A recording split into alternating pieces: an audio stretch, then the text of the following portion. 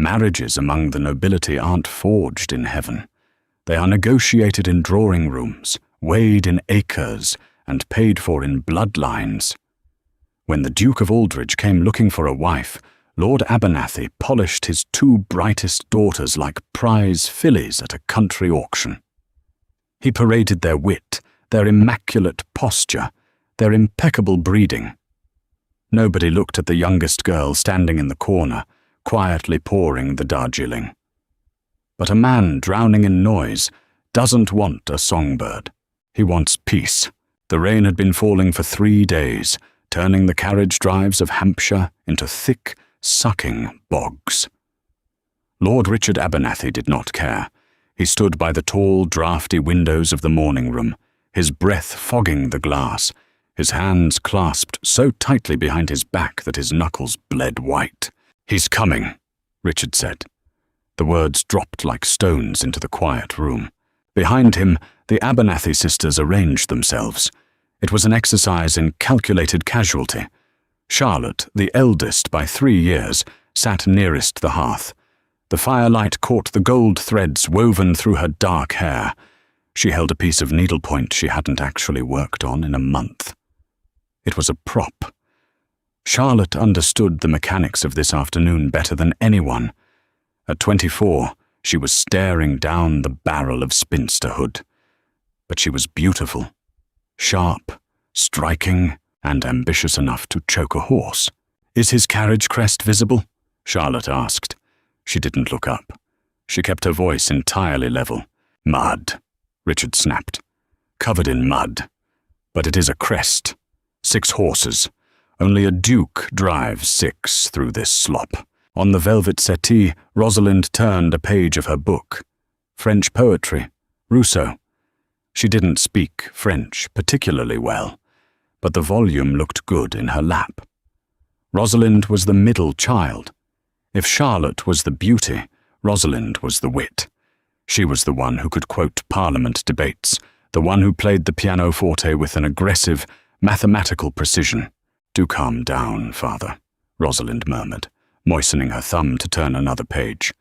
"If you sweat through your collar before His Grace even crosses the threshold, he will think we are desperate." "We are desperate," Richard snarled, turning from the window. "The roof in the west wing is rotting. The tenants are holding back rent.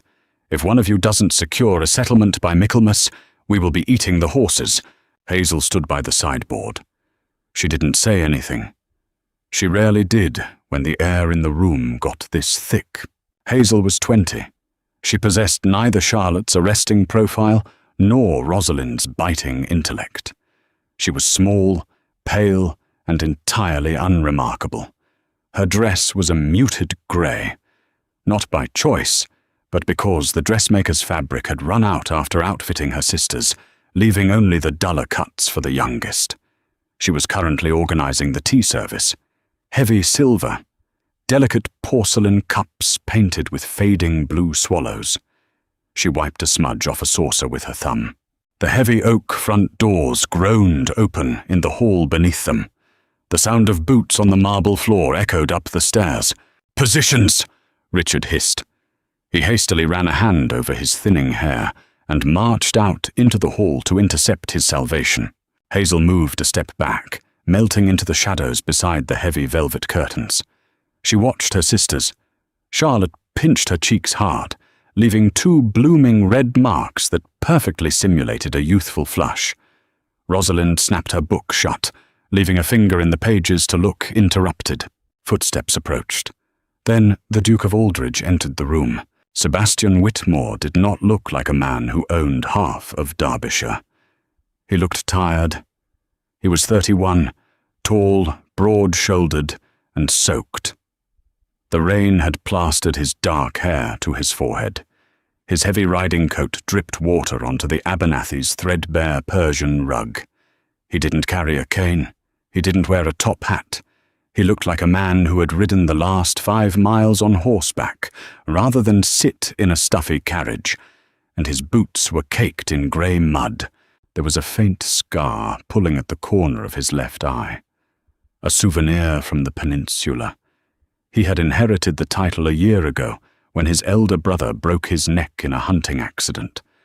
Sebastian hadn't been raised to rule a dukedom.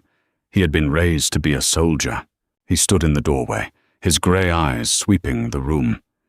It was not a look of romantic appraisal. It was a tactical assessment.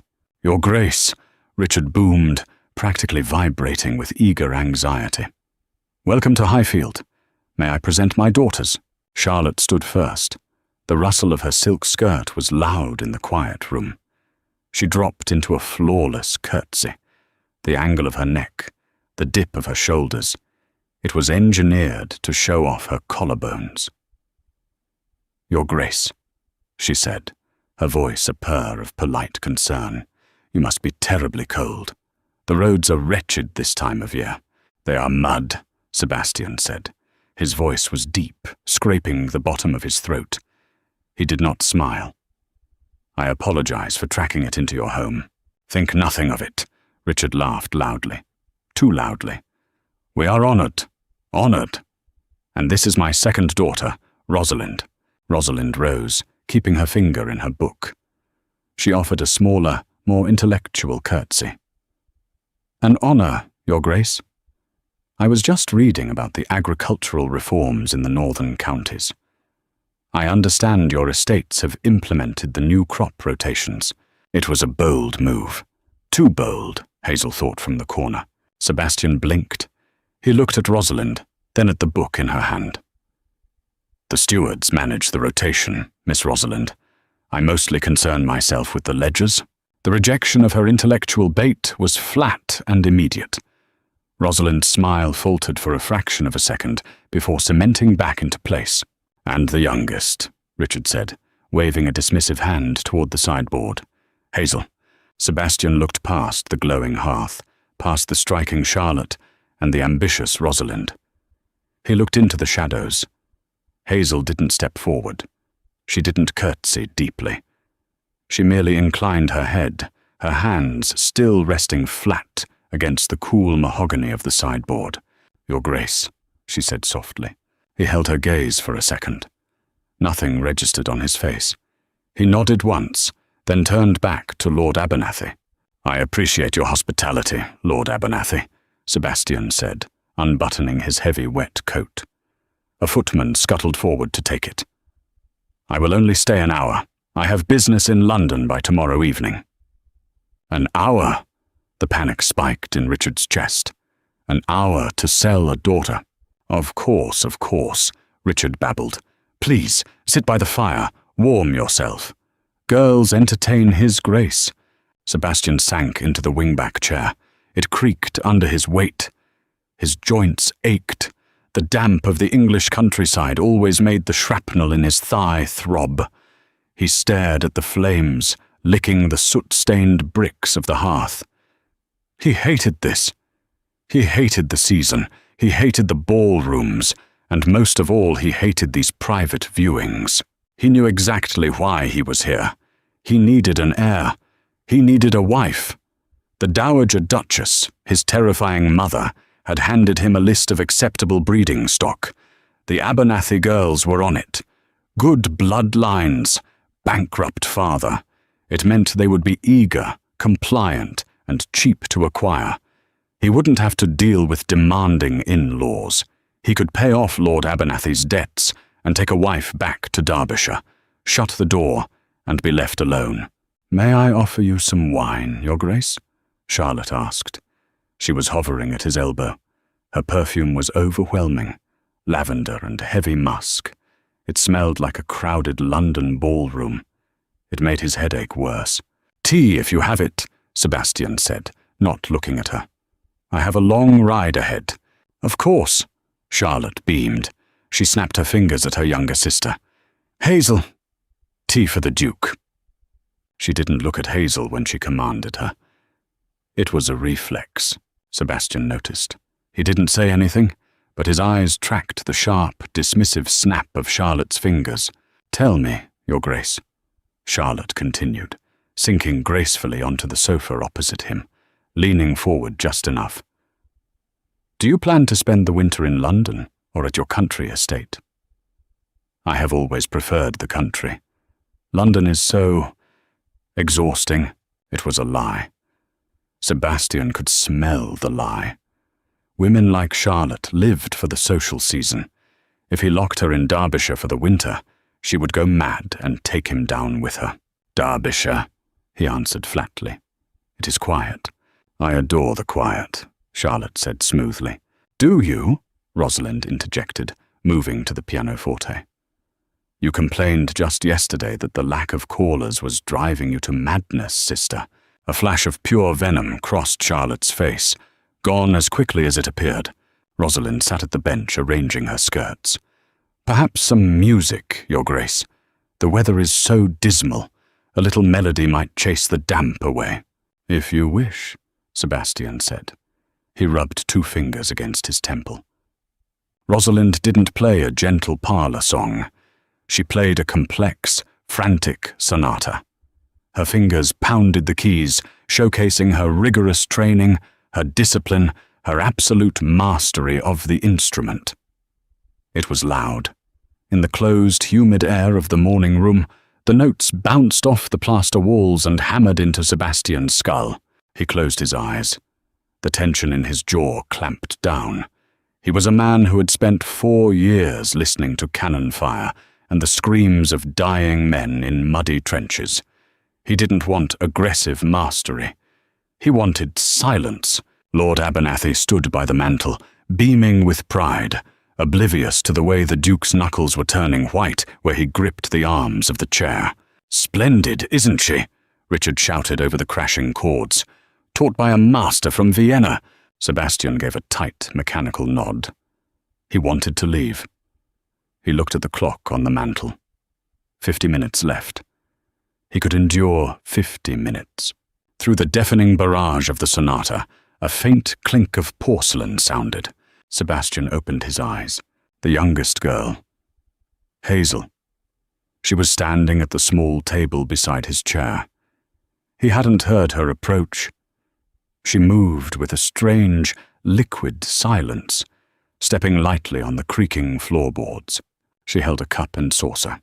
Hazel had watched him since he walked in. She saw the way he favored his left leg.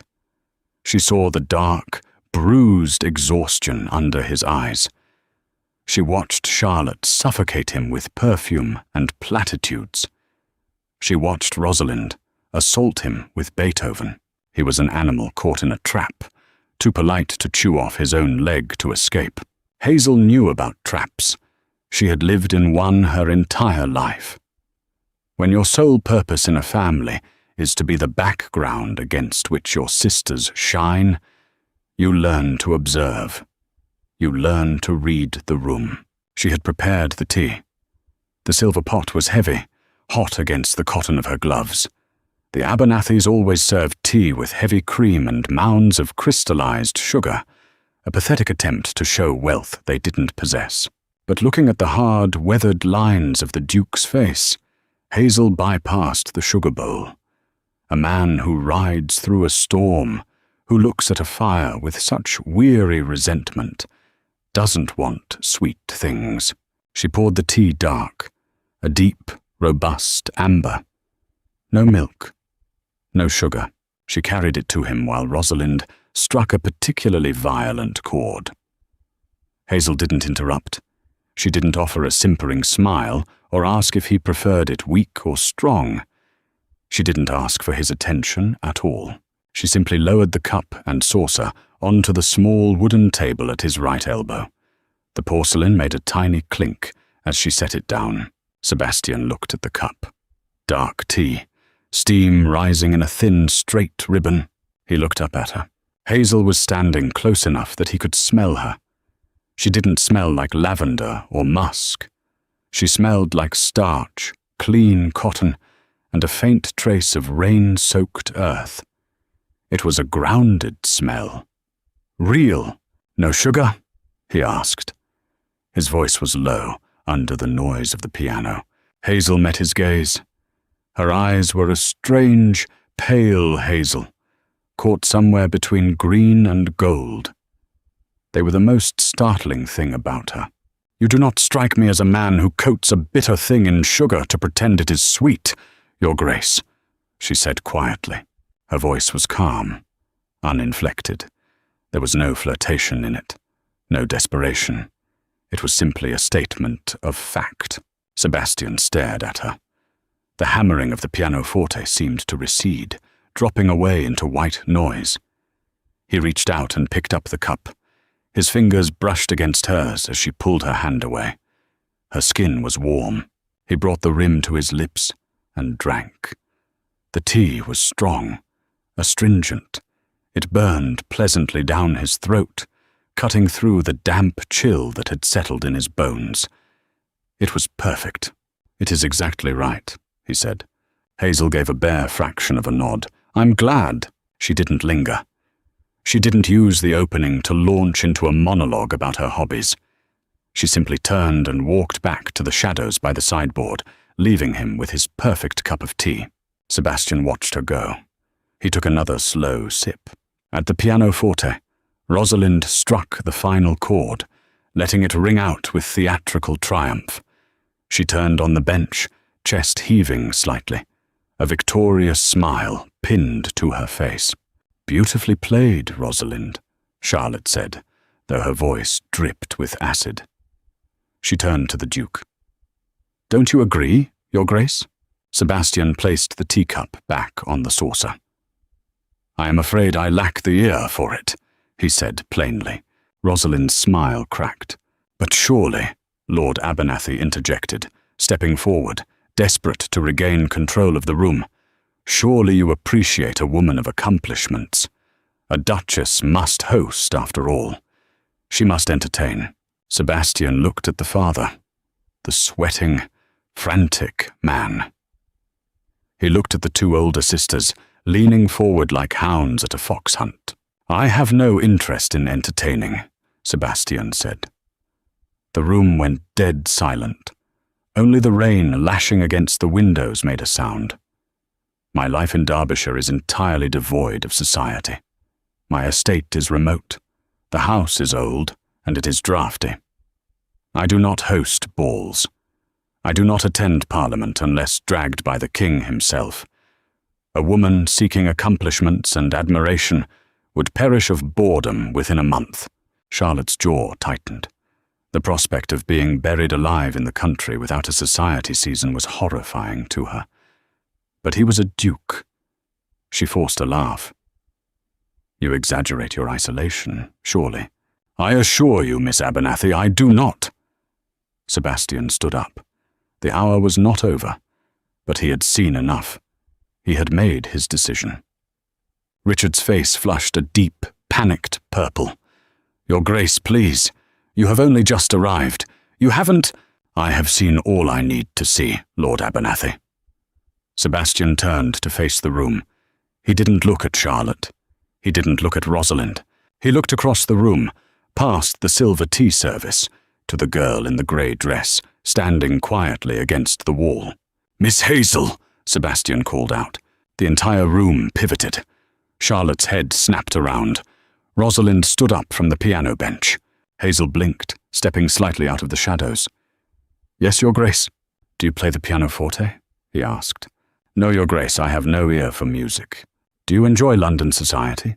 "I have never been to London. I imagine it is loud." Sebastian's chest moved in what might have been a silent laugh.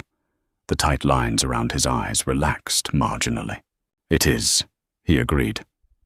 He took a step toward her. The heavy thud of his boots on the floorboards drew a line of tension through the room. "And if you were entirely isolated in a draughty house in Derbyshire, with no callers and no balls, how would you spend your days?" Lord Abernathy let out a strangled, objecting noise. "Your Grace, Hazel she is merely the youngest. She is not out yet. She is not prepared." "I am speaking to her, Lord Abernathy."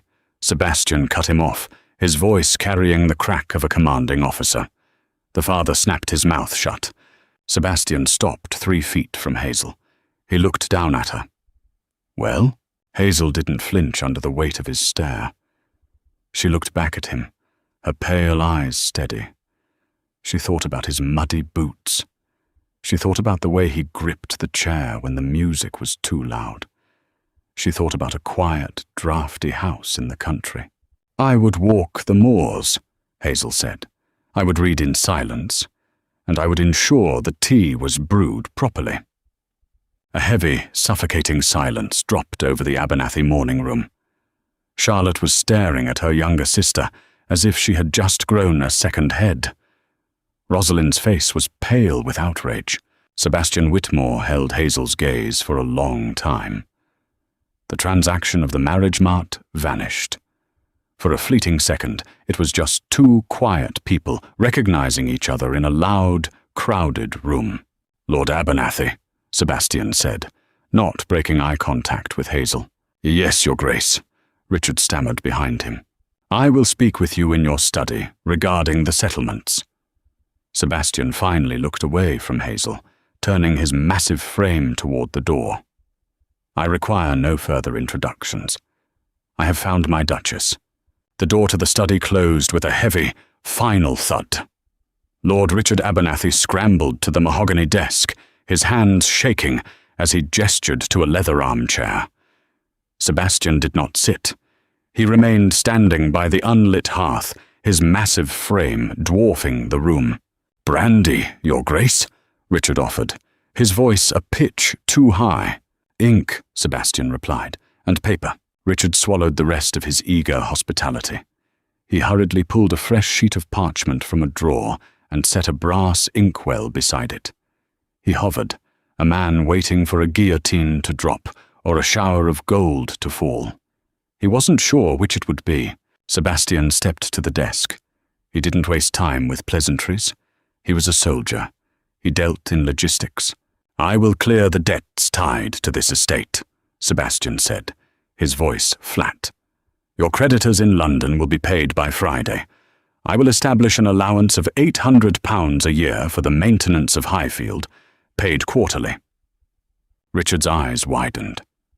800. It was more than he had dared hope for. It was salvation.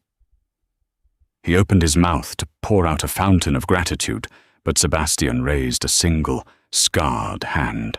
"There are conditions," the Duke continued. He leaned his knuckles on the desk, bringing his face closer to Richard's. His grey eyes were entirely devoid of warmth. "First, you will use a portion of that allowance to fix the roof of the West Wing. If I hear your tenants are still living in damp rot by next winter, I will cut the funds entirely." "Yes, absolutely, Your Grace. The roof, of course." "Second, my marriage to your daughter will take place tomorrow morning. A special license. No bands, no guests, no breakfast celebration. We leave for Derbyshire by noon." "Tomorrow?" Richard balked. Panic briefly overrode his greed. "But a trousseau. The modiste requires weeks. A duke's bride cannot go to the altar in rags. She will go to the altar in whatever she is wearing," Sebastian said. "I am not buying a dress, Lord Abernathy. I am buying a wife. And the final condition," Sebastian straightened up. The air in the room seemed to drop 10 degrees. "You and your elder daughters are never to set foot in Derbyshire. The allowance is your pension. Consider it the price of my privacy. If you attempt to visit, or if you write asking for more money, the arrangement is void." Richard blinked, the insult warring with the financial relief. The relief won easily. He nodded, his jowls shaking. "Agreed, Your Grace. Entirely agreed. Draft the terms," Sebastian said, gesturing to the paper. "My solicitor will finalize the contract tonight." Upstairs, the silence in the girl's bedchamber was venomous. Hazel knelt on the uneven floorboards, folding a faded woolen shawl into a battered leather trunk. It was one of the few things she owned that hadn't originally belonged to Charlotte or Rosalind. Charlotte paced the length of the room. Her silk slippers slapped hard against the wood. Her face was pale, her breathing shallow. The red, pinched marks on her cheeks had faded into a sickly white. "It is a punishment," Charlotte said. Her voice shook with poorly suppressed rage. "He's mocking us. A man like that, a duke, choosing the scullery maid. I am not a scullery maid, Charlotte, Hazel said quietly. She placed a pair of thick stockings into the trunk. You might as well be. Charlotte rounded on her, pointing a trembling finger. Look at you. You have no grace. You have no conversation. You poured his tea. That is all you did. He chose you because you are a nothing. You are a blank wall he won't have to look at. Hazel didn't look up. Her hands smoothed the rough wool of the stockings. She knew Charlotte was lashing out from the bleeding wound of her own ruined pride. But Hazel also knew Charlotte was right. I know, Hazel said. The simple agreement halted Charlotte's tirade. She stared at her younger sister, breathing hard. You know, he does not want a wife to love, Charlotte, Hazel said, finally looking up. Her pale eyes were steady, reflecting the weak grey light from the window. He wants a ghost to haunt his house. He chose me because I am already invisible. It is a terrible insult to you, but it is the truth. Rosalind, who had been sitting on the edge of the bed staring blankly at the wall, let out a short, bitter laugh. A ghost. You are going to be buried alive in the north, Hazel. The man is a brute. Did you see his hands? He looks like he digs his own ditches. He looks tired, Hazel corrected mildly. He will crush you, Charlotte sneered, though some of the fire had gone out of her. She crossed her arms, suddenly looking very cold. You will be a duchess in name, living in a tomb. You will have nothing. Hazel looked back down at her trunk. She thought of the loud, suffocating panic of this house, the constant fear of debt, the relentless, competitive shrieking of her sisters vying for attention. She closed the lid of the trunk and fastened the brass buckles. They clicked sharply in the quiet room. I will have quiet, Hazel said. They were married at 10 o'clock the next morning in the village chapel. The priest smelled of stale gin and rushed through the liturgy as if he had a train to catch. Hazel wore her Sunday dress, a dark navy wool that was too heavy for the muggy morning. Sebastian wore a severe black coat. He did not smile. When he slid the heavy gold band onto her finger, his touch was brief and clinical. His hand was warm, his calluses rough against her smooth knuckles. By noon, they were in the carriage.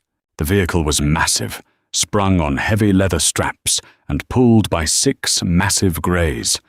The interior was upholstered in dark green velvet that smelled of beeswax and old dust.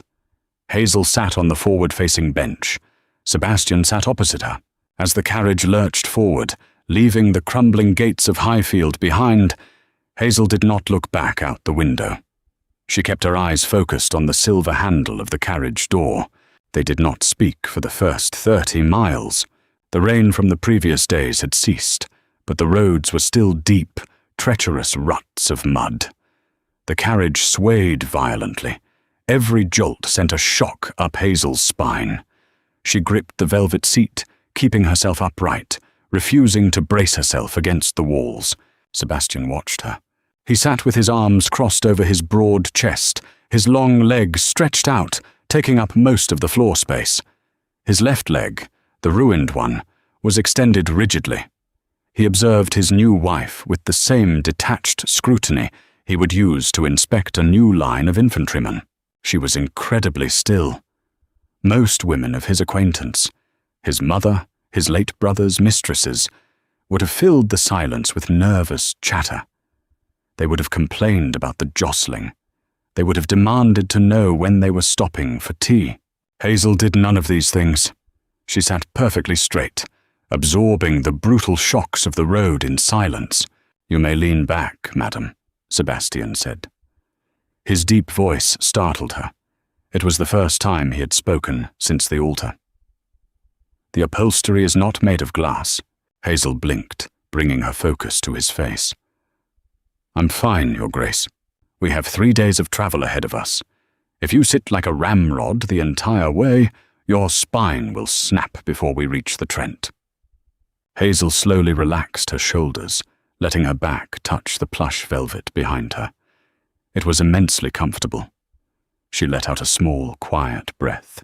"Thank you," she said. The silence returned, but the sharpest edge had been blunted. By nightfall, the weather turned foul again. A biting wind swept across the Midlands, driving rain against the carriage windows like handfuls of gravel. They stopped at a coaching inn near Oxford. It was not a place dukes usually patronised. The yard was filled with the shouts of hostlers and the smell of wet horses and manure. Sebastian stepped out first. He didn't offer his hand to help her down. He offered his entire forearm, holding it rigid as she stepped onto the muddy mounting block. The inn's private parlour was already taken by a travelling merchant. The innkeeper, a sweating man in a dirty apron, took one look at Sebastian's cold eyes and the heavy purse in his hand, and miraculously found a small, draughty back room beside the kitchen. Dinner was served on a scarred wooden table. It consisted of tough mutton, boiled potatoes that tasted of dirt, and a jug of weak, sour ale. Sebastian cut into the grey meat. He was accustomed to terrible food. The army had fed him worse for years. He expected his new duchess, raised in an aspiring aristocratic house, to push the plate away in disgust. He waited for the tears. He waited for the inevitable breakdown. Hazel picked up her knife and fork. She cut a small piece of the mutton, chewed it thoroughly, and swallowed. She took a sip of the ale, didn't grimace, and cut another piece of meat. Sebastian paused, his fork halfway to his mouth. "Is it to your liking?" he asked, a hint of dark amusement in his tone. "It is entirely adequate," Hazel said without looking up. "It is boot leather, madam." Hazel set her fork down. She looked at him across the flickering light of the tallow candle between them. "I have eaten worse, Your Grace. When my father's gambling debts were particularly high last winter, the butcher stopped delivering. We ate potato soup for 3 weeks. This is fine." Sebastian stared at her. The blunt, unapologetic honesty of the statement caught him off guard. There was no shame in her voice, no play for pity. It was just a fact. He slowly lowered his fork. "I see. Do not concern yourself with my comfort, Your Grace," Hazel added, picking up her fork again. "I require very little. You will find I am a very cheap investment." The words were spoken softly, but they hit Sebastian like a physical blow. A cheap investment. It was exactly what he had wanted. It was exactly what he had calculated. Hearing her say it out loud, with such total lack of resentment, made a strange, uncomfortable knot tighten in his chest. "Eat your dinner, Hazel," he said gruffly. It was the first time he had used her given name. They finished the meal in silence. This time the silence was not entirely cold. The Peak District rose around them on the third afternoon, a jagged, unforgiving landscape of dark stone and deep, shadowed valleys. The green softness of the south vanished, replaced by wild heather and harsh winds. Hazel pressed her face to the cold glass of the carriage window. She had never seen mountains. The sheer scale of the landscape made her breath catch. It was beautiful, but it was a violent, lonely beauty. "It is bleak," Sebastian said, watching her face. "It is immense," Hazel murmured. The carriage turned off the main road, passing between 2 massive, weather-beaten stone pillars topped with stone griffins. The iron gates were open, rusting on their hinges. They drove for another 2 miles through a dense, unkempt forest before the trees broke, revealing the estate. Stoneleigh Hall was not a welcoming house. It was a sprawling, brutalist masterpiece of grey stone, built in a defensive square as if expecting a siege. The windows were narrow and tall, reflecting the grey sky like blind eyes. There were no manicured lawns, no blooming flower beds. The wild moorland crept right up to the gravel drive. The carriage pulled to a halt before the massive oak front doors. There was no grand reception. A single footman hurried down the steps to open the carriage door. Sebastian climbed out and turned to assist Hazel. She stepped down, the wind immediately tearing at her cloak, whipping her hair across her face. She stood on the gravel, looking up at the towering facade. It looked like a prison. or a fortress. "Welcome to Derbyshire," Sebastian said quietly. They walked up the steps. The heavy doors were pulled open from the inside. The entry hall was cavernous. The floor was black and white checkered marble, dull from lack of polishing. Above them, a massive iron chandelier hung from a vaulted ceiling. The air inside was significantly colder than the air outside. It smelled of wood ash, old paper, and damp stone. Waiting at the base of the grand sweeping staircase was a woman in severe black bombazine. She was tall, gaunt, and held a ring of iron keys at her waist. "Mrs. Gable," Sebastian said, pulling off his leather riding gloves. "This is my wife, the new Duchess of Aldridge." Mrs. Gable did not smile. She offered a stiff, precise curtsy. Her eyes, pale and sharp as a hawk's, darted over Hazel's travel-stained navy dress and plain wool cloak. The housekeeper clearly found the new Duchess lacking. "Your Grace," Mrs. Gable said. Her voice echoed off the bare stone walls. "We were not expecting you so soon. The master suite is not prepared for a bride.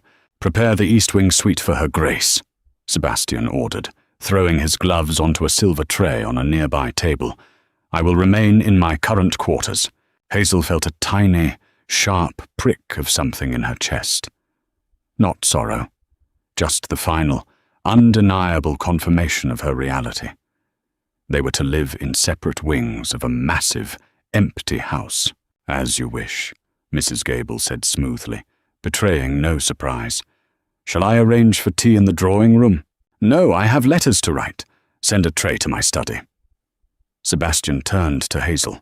He looked massive in the dim light of the hall, his shoulders blocking out the meager light from the open door. "Mrs. Gable will show you to your rooms," he told her. "The house is yours to command. If you require anything, speak to her. We dine at 8. Do not be late." He didn't wait for a response. He turned and walked away, his boots echoing sharply on the marble floor, his left leg dragging slightly with fatigue. He disappeared down a dark, arched corridor. Hazel was left standing in the freezing hall with a housekeeper who was looking at her like a stain on the rug. "If you will follow me, Your Grace," Mrs. Gable said, turning toward the stairs. They walked up 3 flights of stairs and down a corridor that seemed a mile long. Half the doors they passed were shut, the rooms behind them dead and unused. The silence in the house was absolute. It pressed against the eardrums. Finally, Mrs. Gable unlocked a heavy door and pushed it open. "The East Wing suite," the housekeeper announced. Hazel walked in. The room was massive. The walls were lined with dark oak paneling. A massive 4-poster bed stood in the center, hung with heavy, fading crimson velvet curtains. There was a sitting area by the tall windows, a vanity table, and a cold, empty fireplace. Dust motes danced in the pale light filtering through the glass. It was freezing. "I will send a maid up to light the fire," Mrs. Gable said, lingering in the doorway. "And to unpack your belongings." "That will not be necessary," Hazel said. Mrs. Gable frowned. "Not necessary, Your Grace. A duchess does not unpack her own bags. I prefer to do it myself," Hazel replied evenly. She turned to face the older woman. She knew what this was. The staff was testing her. They expected a weak, crying girl who had been sold to a monster. "As you wish," Mrs. Gable said. Her tone suggested she thought Hazel was an idiot. "Will there be anything else?" "Yes," Hazel said. She walked over to the windows. They looked out over the back of the estate. Miles of rolling, dark heather stretching toward the horizon. "Send up a pot of tea. Loose leaf, not bagged. A kettle of boiling water, unmixed. And no sugar." Mrs. Gable blinked. "No sugar, Your Grace." "None. Thank you, Mrs. Gable. You are dismissed." The housekeeper stiffened, gave a jerky nod, and pulled the door shut behind her. Hazel was alone. She stood in the middle of the massive, freezing room. She listened. There were no carriages rattling on cobblestones. There was no screeching laughter from Charlotte. There was no frantic piano pounding from Rosalind. There was no desperate pacing from her father. There was only the sound of the wind howling against the thick glass of the window. Hazel slowly unclasped her heavy cloak and let it fall to the floor. She walked over to the massive four-poster bed and ran her hand over the carved wooden post. It was solid, real. She walked to the window and looked out at the desolate, beautiful moors. Charlotte had called this place a tomb. Rosalind had said she would be buried alive. Hazel rested her forehead against the cold glass. Her lips curved up into a small, genuine smile. She had a room of her own. She had silence.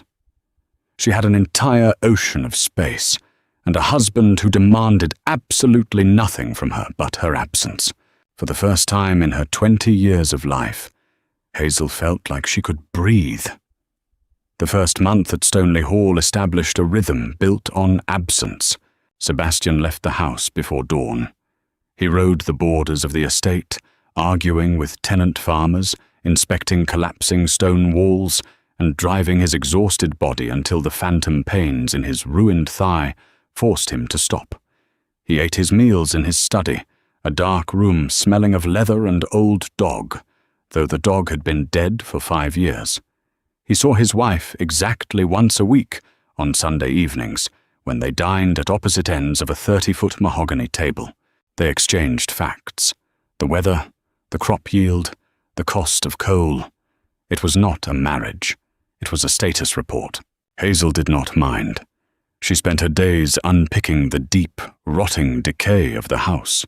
She did not play the Grand Duchess. When Mrs. Gable attempted to hand her the daily menus for approval, a stack of heavy, grease-stained cards detailing massive, expensive roasts, Hazel handed them back. "The Duke eats mutton and potatoes," Hazel told the housekeeper, standing in the freezing kitchens. "I eat whatever is clever. We are 2 people, Mrs. Gable, not a cavalry regiment. Sell the surplus stores in the village. Use the coin to buy lye soap and beeswax. This house smells like a crypt, and I want the floors scrubbed until they shine." Mrs. Gable bristled. "The late Duchess never concerned herself with the scrubbing." "The late Duchess is dead," Hazel replied, her voice entirely flat. "And I live here. Get the soap, Mrs. Gable." Hazel stripped off her heavy wool outer skirts and tied a canvas apron around her waist. She did not order the maids to work. She knelt beside them on the freezing marble floors. She scrubbed the soot from the hearths. She inventoried the linen closets, finding moth-eaten ruin and salvaging what she could. She found a ledger of household expenses in the steward's office and spent 3 nights by the light of a single tallow candle, tracking the bleed of money. She discovered that the butcher in the village was charging Stoneleigh Hall double the market rate. She discovered the coal merchant was delivering slate mixed with the anthracite. She fixed it. Not with shouting or threats, but with the quiet, ruthless efficiency of a woman who had spent her life watching her father's wealth bleed away through negligence. She rode into the village in a plain cart, spoke to the merchants with terrifying, polite precision, and cut the estate's household expenses by 40% in 3 weeks. Mr. Finch, the aging, perpetually sweating estate steward, brought the revised books to Sebastian on a miserable Tuesday afternoon in November. Sebastian sat behind his desk, rubbing his temples. The ledgers were usually a source of immense irritation to him. He hated the columns. He hated the numbers. He wanted to hit something, but he was a duke, and there was nothing to hit but paper. He looked down at the book Finch placed before him. The handwriting in the margins was not Finch's frantic scrawl. It was small, sharp, and perfectly legible. "What is this?" Sebastian asked, tapping a column of corrected figures. "Her Grace, my lord," Finch stammered, wiping his brow with a dirty handkerchief. She audited the pantry accounts, and the coal deliveries, and the laundry soap." Sebastian frowned. He looked closer at the ink. "She cut the butcher's bill in half. She threatened to buy a herd of pigs and slaughter them herself in the courtyard. If he didn't adjust his prices to the regional standard, Your Grace, Finch said. There was a note of genuine awe in the steward's voice. Sebastian stared at the neat, merciless numbers. A strange, tight feeling gripped his chest. It was amusement, a deeply buried, rusty sensation. That evening, when he returned from a brutal ride through the freezing rain, he did not go straight to his study. He stopped in the main hall. The air smelled different. The damp rot was gone. It smelled of lemon oil, wood smoke, and clean linen. He walked up the stairs to the east wing. He had not set foot in this corridor since the day they arrived. He stood outside Hazel's door.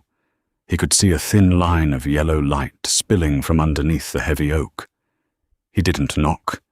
He didn't want to intrude. He just stood there, listening to the absolute quiet of the house, and realized that for the first time in his life, the silence didn't feel heavy. It felt anchored. The next afternoon, Hazel walked into his study. Sebastian was at his desk, surrounded by a chaotic mess of maps and unresolved boundary disputes. He looked up, startled. She was wearing a faded grey dress, the sleeves rolled up to her elbows. Her hands were red from cold water, and there was a smudge of ink on her chin. She carried a silver tray. On it was a single cup of tea, dark amber. No milk, no sugar. She didn't announce herself. She walked to the desk, shifted a map of the northern boundary just enough to make room, and set the cup down. The porcelain clicked softly against the wood. "You have been working for 6 hours," Hazel said. Sebastian looked at the tea, then at her. "There is a dispute over the grazing rights on the western ridge. The tenants are threatening to burn each other's barns." Hazel looked at the map. She didn't feign ignorance, and she didn't apologize for looking. "The western ridge is mostly shale. The grass is thin. They aren't fighting over grazing rights, Your Grace. They are fighting over the water access at the bottom of the incline." Sebastian paused. He looked down at the map, tracing the blue line of the stream that cut through the valley. He had been looking at the property lines, the acreage. He had been thinking like a soldier holding a perimeter. He hadn't thought about the sheep. He looked back up at her. "How do you know that?" "Because sheep cannot drink rocks," Hazel said simply. "Move the boundary line 50 yards east. Give them both access to the stream. The argument will end." She turned and walked out of the room, her boots clicking softly on the floorboards, leaving him alone with the map. Sebastian picked up his pen, dipped it in the inkwell, and drew a new line 50 yards to the east. He picked up the teacup. It was still hot. It tasted perfect. From that day on, she brought the tea herself.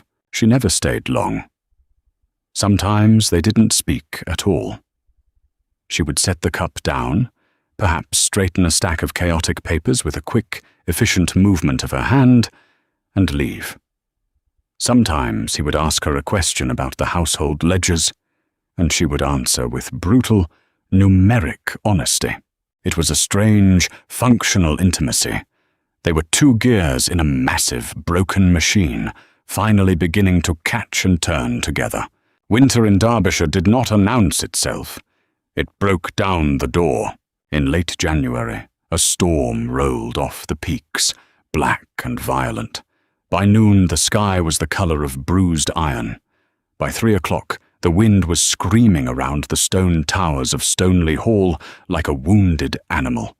The snow fell so thick and fast that the stables, 50 yards away, vanished in a whiteout.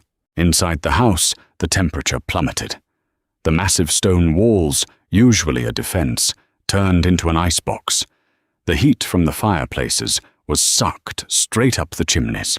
Sebastian was in his study, wearing his heaviest riding coat indoors, trying to read a letter from his solicitor. The wind rattled the heavy glass panes in their lead casing. A sharp, explosive crack echoed through the house, followed by the terrifying sound of shattering glass and a roar of wind. Sebastian dropped the letter. He grabbed a heavy iron poker from the hearth and ran into the corridor. The cold hit him like a physical wall.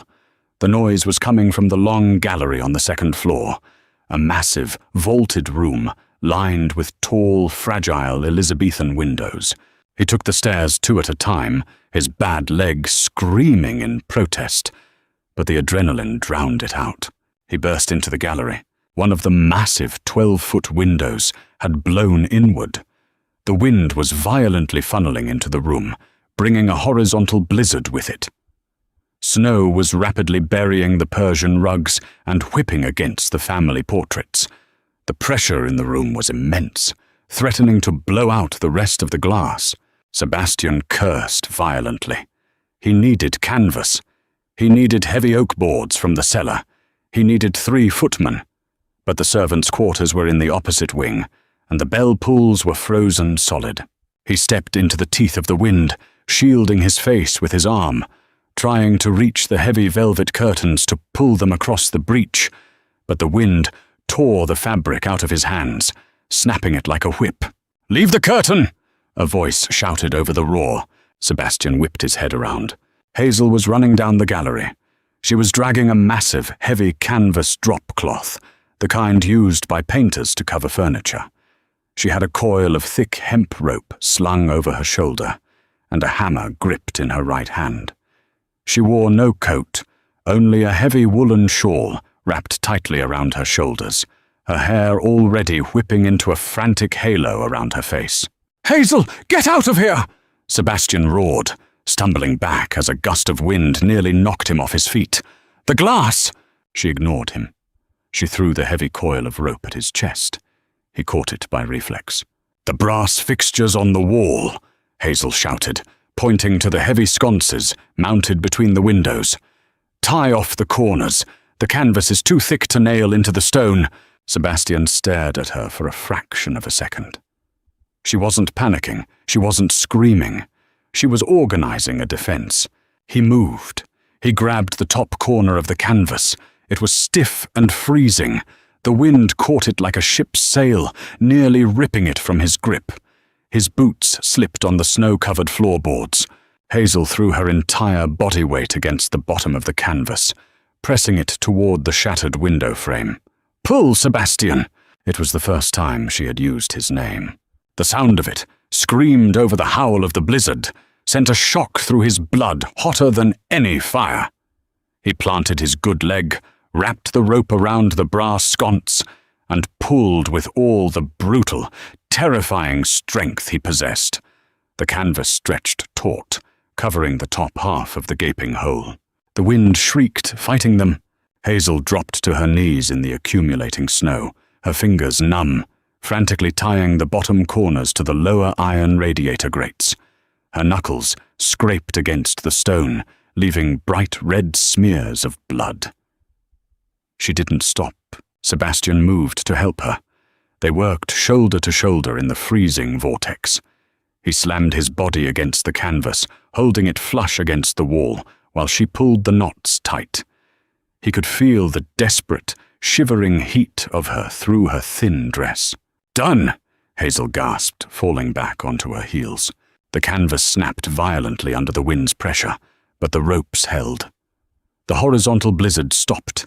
The gallery was plunged into sudden, dim shadows. The immediate roar of the storm muffled to a heavy, threatening rumble. They sat in the snow on the floorboards, chests heaving, surrounded by shattered glass. Sebastian looked at her. Hazel was trembling violently. Her lips were blue. Blood dripped slowly from her raw knuckles, stark and bright against her pale skin.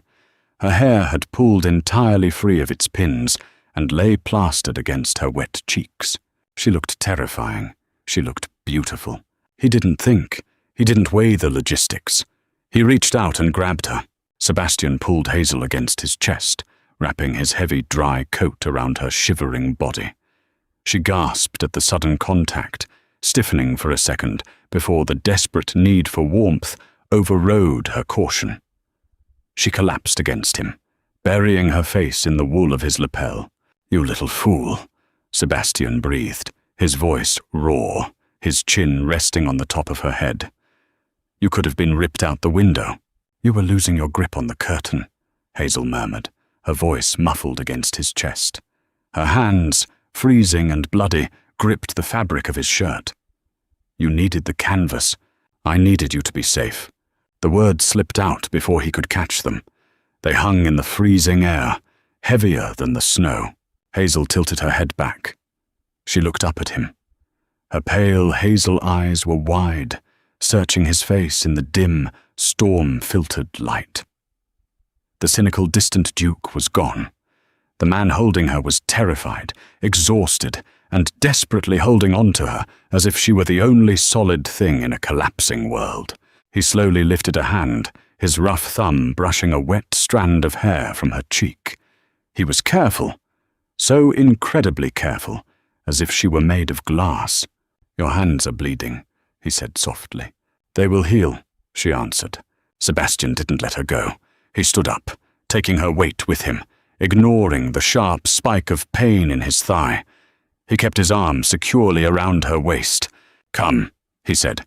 The kitchen hearth is the only fire that will survive this draft. They didn't go to their separate wings. They walked down the stairs, leaning on each other. When they reached the kitchen, the servants were huddled in a terrified mass near the ovens.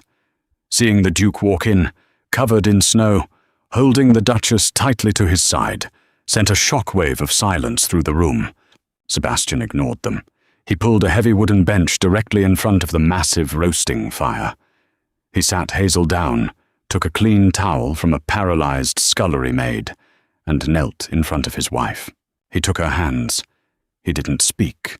He gently, meticulously wiped the blood and snow from her knuckles. The warmth of the fire baked into their wet clothes. The storm raged outside, burying the manor, cutting them off from the world entirely. Hazel watched the top of his dark head as he cleaned her cuts. She watched the tension in his broad shoulders slowly unwind. For a man who wanted a ghost, he was holding her very tightly to the earth.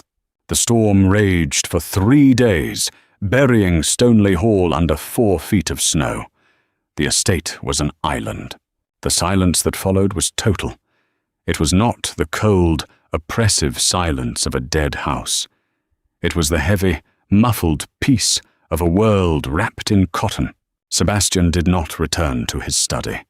The temperature in the main house remained brutally cold, so they confined themselves to a small, oak-paneled sitting room on the ground floor, keeping a massive fire roaring in the hearth day and night. They shared the space. It was an awkward, delicate dance at first. Hazel sat in a wingback chair, reading a leather-bound history of the county. Sebastian sat on the sofa, trying to read a novel he had pulled randomly from the library. He spent more time looking over the top of the pages at her than he did reading. He watched the way she chewed her bottom lip when the text became dense. He watched the way she rested her bandaged hands carefully on her lap. He felt a constant, magnetic pull to bridge the 6 feet of carpet between them. On the evening of the 4th day, the wind finally died. The moon broke through the clouds, casting brilliant, stark white light across the snow-covered moors. Hazel set her book down. She stood up and walked to the window, pulling back the heavy curtain to look out at the silver landscape. "It looks clean," she said quietly. Sebastian closed his book. He stood up and walked over to her. He didn't stop a polite distance away. He stopped directly behind her. He was so close, she could feel the heat radiating off his chest. "It does," he agreed. His voice was low, vibrating in the quiet room. He looked at her reflection in the dark glass of the window. "Hazel." She didn't turn around, but she leaned back, just a fraction of an inch. It was a microscopic surrender. "Yes. When I came to your father's house," Sebastian said slowly, carefully choosing his words, "I told him I wanted peace. I thought peace meant isolation. I thought it meant emptiness." Hazel kept her eyes on the snow outside. And now, Sebastian raised his hands. He hesitated for a second before resting them on her shoulders. His grip was firm, grounding. He felt her take a slow, deep breath. but she didn't pull away. "Now," Sebastian said, his thumbs tracing the line of her collarbone through the wool of her dress. "I realize that an empty house is just a tomb. I didn't want a ghost, Hazel. I was just too damaged to know how to ask for a partner. I was afraid of the noise. I was afraid of the demands. I thought any woman I brought here would look at me and see only the limp, the scars, and the isolation." Hazel finally turned around. She was trapped between him and the window, but she didn't look frightened.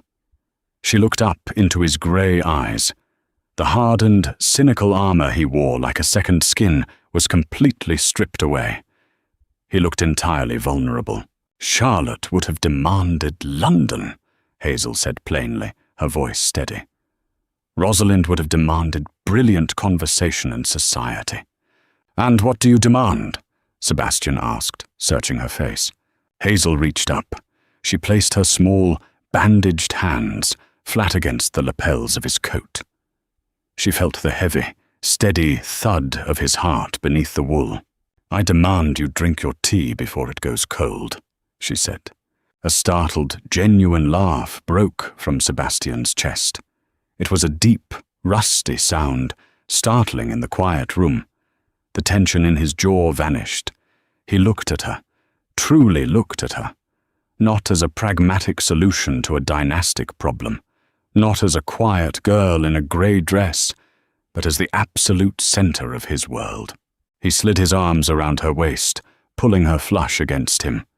The physical reality of him was overwhelming, solid, warm. "Is that all?" he murmured, leaning down, his face inches from hers. "I also demand you stop working at 3 a.m, Hazel whispered, her breath catching as his hand moved up to cup her jaw. "The ledgers will still be there at dawn, and I require you to let me fix the roof in the west wing." "Done," Sebastian said. He kissed her. It wasn't a tentative, polite kiss. It was desperate. It held months of silent observation, of repressed longing, of the absolute, crashing realization that he had stumbled blindly into the greatest fortune of his life. Hazel kissed him back with a fierce, answering heat. She looped her arms around his neck, anchoring herself to him. She tasted like tea and survival. He tasted like smoke and safety. All the cold, calculating transactions that had brought them together burned away, leaving only this stark, undeniable truth. When they finally broke apart, they were both breathing heavily. Sebastian rested his forehead against hers, keeping his arms tightly around her waist. He closed his eyes. "Move your trunks," he said, his voice rough. Hazel blinked. "Move them where?" "Out of the east wing," Sebastian replied. He opened his eyes, looking directly into hers. There was no hesitation, no retreat. "The master suite is large enough for 2. I am entirely finished with living in a separate house from my wife." Hazel felt a slow, brilliant warmth bloom in her chest. She smiled. It was a real smile, reaching all the way to her pale hazel eyes. "Mrs. Gable will be scandalized," Hazel noted. "Mrs. Gable works for you," Sebastian said, pressing a kiss to her temple. "She will adapt, or she will pack." They stood by the window for a long time, watching the moonlight on the snow. The massive, drafty house around them was still silent, but the nature of the silence had changed. It was no longer the silence of abandonment. It was the comfortable, deep quiet of a shared life. It was the peace of a door closing against the world, and knowing that exactly who you wanted was locked inside with you. When spring finally arrived in Derbyshire, it came with a violent thaw. The snow melted into the streams, turning them into rushing torrents. The moors exploded into a sea of purple heather. Highfield received its quarterly allowance on time, down to the final penny. Lord Richard Abernathy paid his gambling debts and immediately accrued new ones. Charlotte married a minor baron who was 70 years old and entirely deaf, moving to a townhouse in London where she hosted loud, desperate parties. Rosalind wrote scathing poetry about the tragic isolation of women and refused 3 respectable offers of marriage because the men did not read enough Greek. They never visited Stoneleigh Hall. They considered Hazel a tragic casualty, a girl sacrificed to a monster in the dark, cold north. They were entirely wrong. Hazel stood on the terrace, watching the sun break over the distant peaks. She wore a dress of deep, rich green velvet, a stark contrast to the faded greys of her past. She held a steaming cup of dark tea. Behind her, the heavy glass doors opened. Sebastian stepped out onto the stone, his gait slightly uneven, holding a thick ledger. He looked tired, but the dark, bruised exhaustion under his eyes was permanently gone. He walked up behind her, sliding his free arm around her waist, pulling her back against his chest. He kissed the side of her neck, breathing in the scent of starch and rain-soaked earth. "The western boundary dispute is settled," he murmured against her skin. "And Finch says the new roof will be finished by August." Hazel leaned into him, resting her head against his shoulder. She took a sip of her tea. It was bitter, strong, and perfectly hot. "Good," she said quietly. "Then we will have time to rebuild the glass house before winter." Sebastian chuckled, a low rumble against her back. He took the teacup from her hand, took a sip himself, and handed it back. They stood together on the terrace, 2 quiet people looking out over their untamed, beautiful world, entirely content with the silence they had built together. Thank you for listening to this historical romance. If you enjoyed the quiet strength of Hazel and the grounded reality of the Duke of Aldridge's choice, please give this video a like. Share it with fellow fans of slow-burn, character-driven storytelling, and don't forget to subscribe to the channel for more audio dramas.